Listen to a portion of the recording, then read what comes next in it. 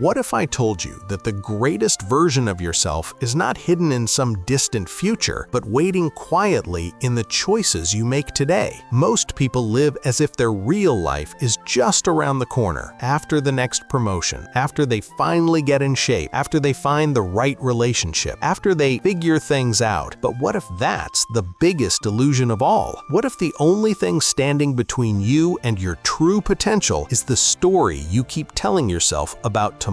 Let's be honest, you know someone who's always talking about their dreams but never seems to move an inch closer to them. Maybe that person is you. Maybe you've read the books, watched the videos, made the lists, and set the alarms. You know what you want, you know what you need to do, and yet when the moment comes to act, you find yourself hesitating, waiting for the perfect mood, the perfect time, the perfect motivation. And so, days become weeks, weeks become months, and months become years. The gap between who you are and who you could be grows wider, and the pain of that gap becomes a quiet ache you carry everywhere. But what if there was a way to close that gap? Not with grand gestures or impossible discipline, but with a method so simple, so grounded in presence that it almost feels like cheating. That's what I want to share with you today, the Presence Path Method. This isn't just another productivity hack or motivational speech, it's a way of living that transforms your relationship with time, with action, and with yourself. Let's start with a simple truth. Most people are not lazy. They're not broken. They're not lacking in ambition or intelligence. What they lack is presence. They're so busy living in the future, planning, worrying, fantasizing,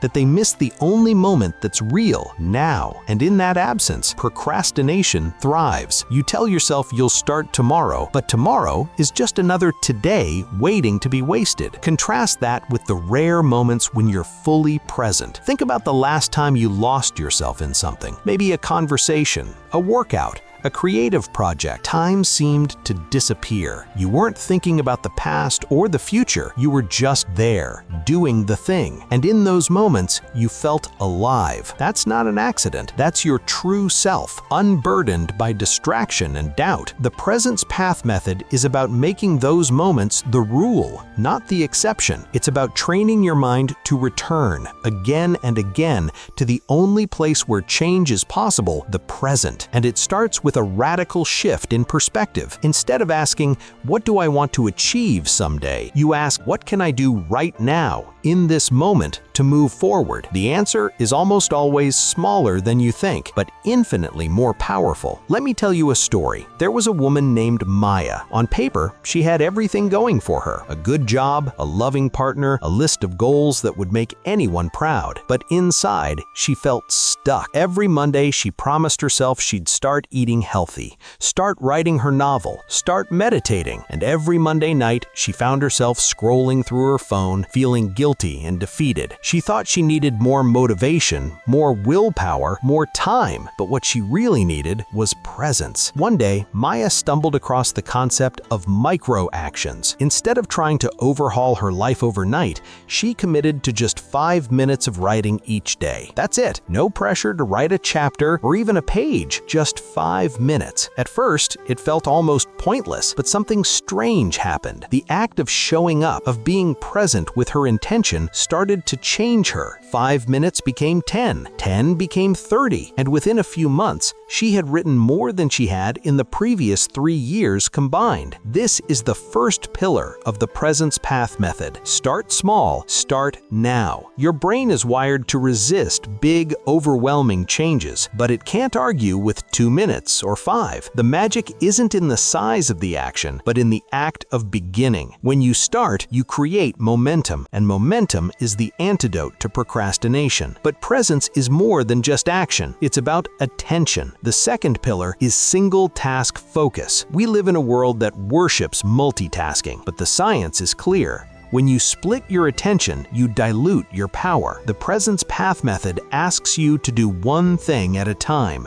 with your full attention. Whether you're working, exercising, or having a conversation, you give yourself fully to the moment. You'll be amazed at how much more you accomplish and how much more alive you feel when you stop scattering your energy. Of course, even with the best intentions, you'll stumble. You'll have days when you fall back into old patterns, when presence feels impossible. possible. That's where the third pillar comes in, compassionate recovery. Most people, when they slip, respond with self-criticism. They say, "I failed, I'll never change." But the Presence Path method teaches you to respond with curiosity and kindness. You ask, what pulled me away from the present? What can I learn from this? And then, gently, you return, again and again. Progress is not a straight line. It's a spiral, and every return to presence is a victory. Now, you might be thinking, this all sounds nice, but what about results? How does being present help me unlock my true potential? Here's the paradox. The more you focus on the present, the more your future transforms. When you show up day after day for small actions, you build habits. When you give your full attention to one thing at a time,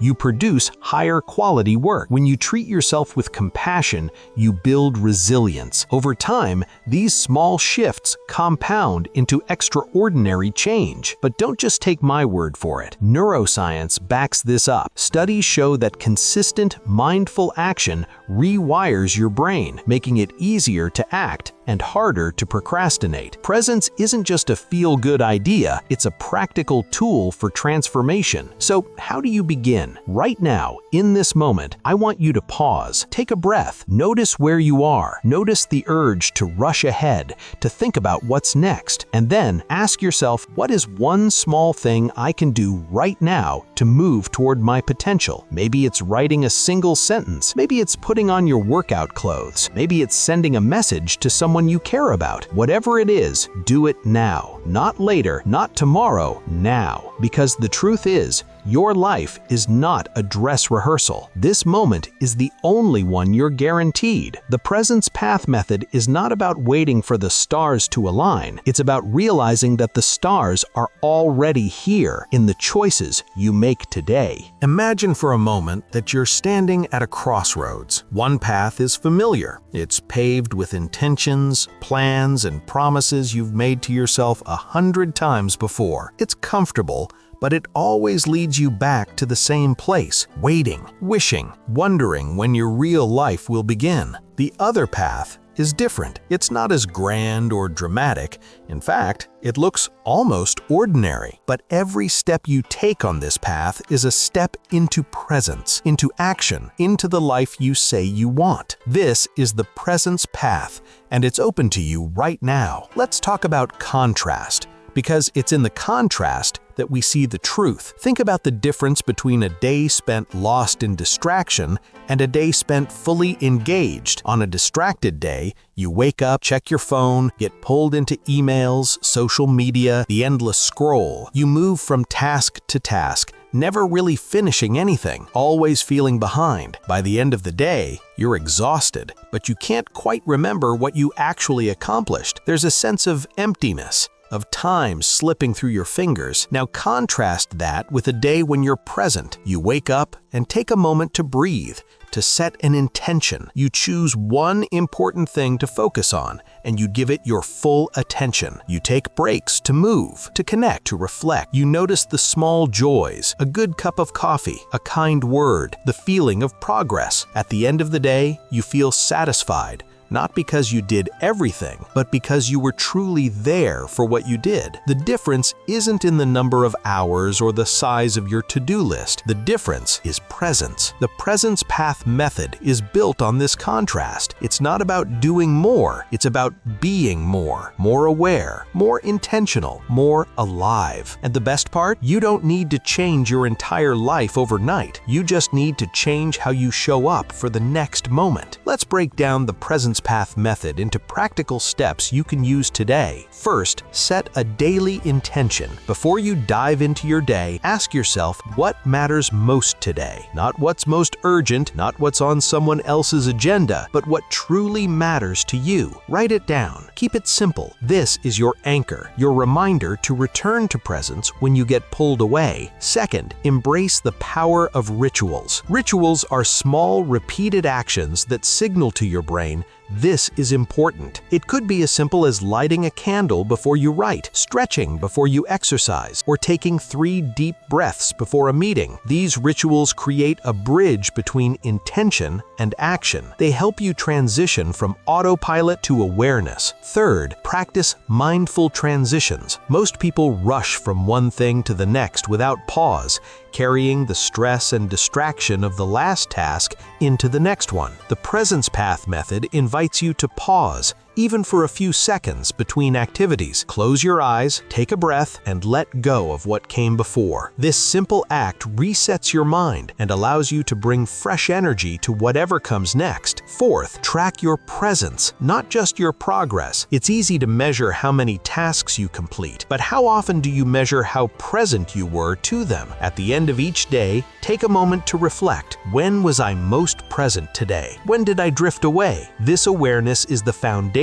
of change. Over time, you'll notice patterns and you'll learn how to bring yourself back more quickly. Fifth, celebrate small wins. The Presence Path method is not about perfection, it's about progress. Every time you choose presence over distraction, every time you start instead of waiting, every time you return after slipping, you're building a new identity. Celebrate these moments. They are the building blocks of your potential. Now, let's address the elephant in the room: setbacks.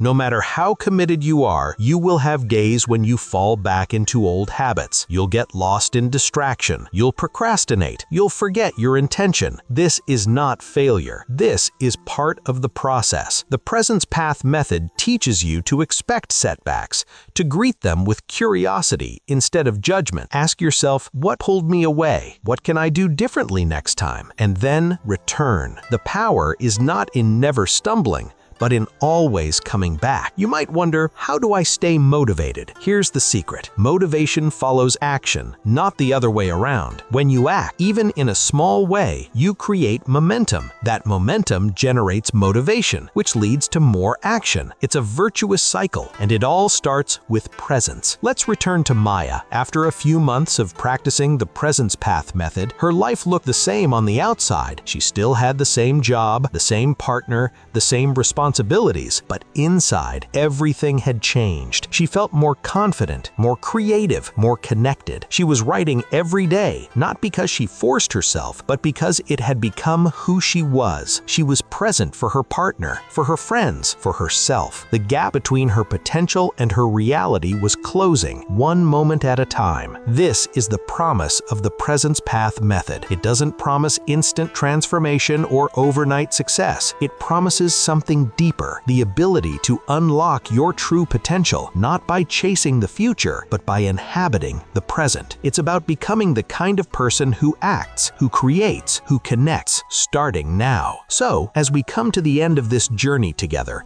I want to invite you to make a choice. You can keep waiting for the perfect moment, perfect plan, the perfect version of yourself, or you can choose presence. You can choose to start small, to focus on one thing at a time, to treat yourself with compassion, to celebrate your progress, and to return again and again to the only moment that matters, now. If you're ready to unlock your true potential, the path is open. All you have to do is take the first step. And remember, the first step is always the hardest, but it's also the most important. Don't wait for tomorrow. Don't wait for motivation. Don't wait for permission. Start now. Start here. Start with presence.